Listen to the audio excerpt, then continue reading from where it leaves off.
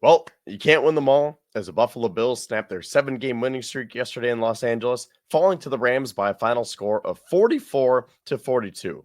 Good morning, everyone. This is Kevin Siracuse with you here on the Built in Buffalo Network, as we are brought to you by Monster Energy. And you know what? Let me just start by saying this. I don't mind that the Bills lost yesterday because if you put it in perspective, they already clinched the division. They're 10-3, and they still have everything right in front of them. What I am mad about is how they lost because this felt like another type of playoff game where Josh Allen just has an incredible performance that gets wiped out by poor defense, special teams, and coaching. Because Allen is the only quarterback in NFL history to have 3 passing touchdowns and 3 rushing touchdowns in the same game. And the fact that they scored 42 points and that still wasn't enough, are you kidding me? So that being said, you are never going to win an NFL game when your opponent has 44 points, 457 total yards, goes 11 for 15 on third downs, 5 for 6 in the red zone, and blocks a punt and returns it for a touchdown. So the defense is definitely at fault here. They let Josh Allen and this offense down. So do the special teams and Matthew Smiley, who I think needs to go, if not now, at the end of the season. But this starts at the top with Sean McDermott because this was another late game blunder once again. And this has been one of the red flags with McDermott, as great of a coach as he is, because, last week, everything was all sunshine and rainbows, right? He's setting records here. He's a winningest coach through 5 years. What was the stat? Like 5 straight years of 11 plus winning seasons. And he's just such a good coach, good for the culture, all that, right? But what he still lacks in is late game decision making. And he got out coached by Sean McVay yesterday. And McVay really just ran circles around him. And the Bills had another collapse where you're looking at it. And I'm sitting there thinking, is this January? Was this a Kansas City Chiefs game? Like Josh Allen does everything humanly possible. And still he says in his post-game press conference, I got to be better. I got to find a way to get it in the end zone on that first QB sneak. But what else is Josh Allen supposed to do at that point? Is he supposed to go block the punt? Is he supposed to go play defense? So that's where I'm at today. That's how I feel. It was a great game for the offense. So I'm really not concerned about them moving forward because they're still going to get Dalton Kincaid and Keon Coleman back. But I just am concerned because I've been saying this right along that the Bills are going to reach their status quo. They're going to win the division. They're going to win that first wild card game, but then it's going to bottom out in the division round. Now, I think that this team can go further because I really feel like this team is different. So even with this game, I think that they can at least get to the AFC Championship game, if not the Super Bowl.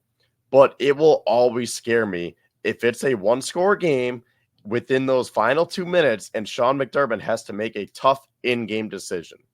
So let's pick it up at halftime because the score was 24-14 in favor of the Rams, and the Bills came out of halftime and they were forced to punt.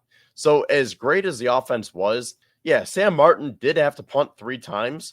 But again, if you score 42 points, then there's no way that you should lose. So this is when the Rams just started to really go off. So they go on an 11-play, 76-yard drive that took over 5 minutes of clock. Kyron Williams punches it in for his second touchdown of the day. The Rams go up 31-14. And I was thinking, like, okay, I guess it's not our day today, but I think they're going to mount a comeback, right? Like Josh Allen's not going to go down without a fight. Sure enough, the Bills come right back. 6 plays, 80 yards. It ends with a 51-yard strike to Khalil Shakir, 31-21. But here come the Rams. 7 plays, 70 yards. Cooper Kupp, 17-yard touchdown. So it's 37-21. Now here comes Josh Allen again. 6 plays, 70 yards, QB sneak. Okay, 38-28. Just get a stop here. Sure enough, the defense does get a stop after it seemed like they couldn't stop a nosebleed yesterday. So they did their job. Josh Allen goes on an MVP type of drive. 10 plays, 91 yards. He uses his legs, then he uses his arm. Just a complete dot in the corner of the end zone to Mac Hollins. So then the score is 38-35, just out of nowhere. And you're thinking, oh, wow, we are back. We are so back. Josh Allen put the cape on, right?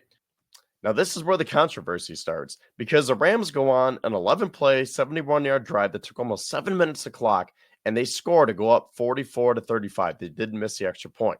But the key play here on that drive was that the Bills got them to a 4th and 7 scenario. There was an offensive holding, and the Bills elected to decline it, giving them essentially 2 chances to get the first down. So Stafford found his tight end Colby Parkinson for an 11-yard reception, setting up a 4th and 5. And that was when he found Tutu Atwell for a huge 11-yard reception. And then ultimately, he found Puka Nacua for his second touchdown of the day, and that was a 19-yard passing touchdown. So the Bills go down 44-35. Now they come back, 8 plays, 70 yards. It takes only 54 seconds, but this is the other controversial play because McDermott called that timeout, squandering any late game opportunities to get the ball back because then Tom Brady called it. I hate to admit that Brady was right, but then they had to onside kick it because McDermott said, we wanted to run our best play, so it was a QB sneak, and then I felt like I wanted to call the timeout to give our guys time to get acclimated, to get situated, right? Because you're trying to dig everyone out from that pile. But first of all, you can't call it the QB sneak there. It has to be a passing play because either you catch it for a touchdown or it's incomplete. Now, I mean, I guess there could be a turnover, but we're not going to think like that, right? Because then the game would be over. So it's either you catch the touchdown pass or it's an incomplete pass. You can save your timeout. They called the QB sneak, and then McDermott said, I felt like we kind of had to take the timeout. It's a tough balance. You're trying to, get everyone situated so you can score the touchdown because that's the main thing you have to score. But at the same time, you can't waste too much time. He just didn't play his cards right. And like I said, Brady called it right before it happened. He's like, you can't be calling this timeout here. Sure enough, the Bills are forced to onside kick it. They couldn't recover. They did get the stop on defense. They forced the Rams to punt, 4th and 7 with 7 seconds to go, but the Bills only had 9 guys out on the field. So that's a Matthew Smiley moment once again, and everything just got convoluted and everything just accumulated to another late game blunder for the Bills. And that's why a lot of us are getting concerned going into the playoffs because, yeah, this team is great. Josh Allen's amazing. He strengthened his case to become the MVP yesterday. But what's going to happen in those late big game moments with Sean McDermott? I guess time will tell as now the Bills get ready to take on the Lions as they will be going out to Detroit for a 4:25 kickoff again next Sunday. So same thing. This is not a must-win game because now that the Chiefs won last night, the 1 seed seems kind of out of play at this point because it seems highly unlikely that the Chiefs are going to lose 2 games. Just the luckiest team in NFL history. But we want to get some confidence, right? You want to get that sour taste out of your mouth. And that starts Sunday in Detroit.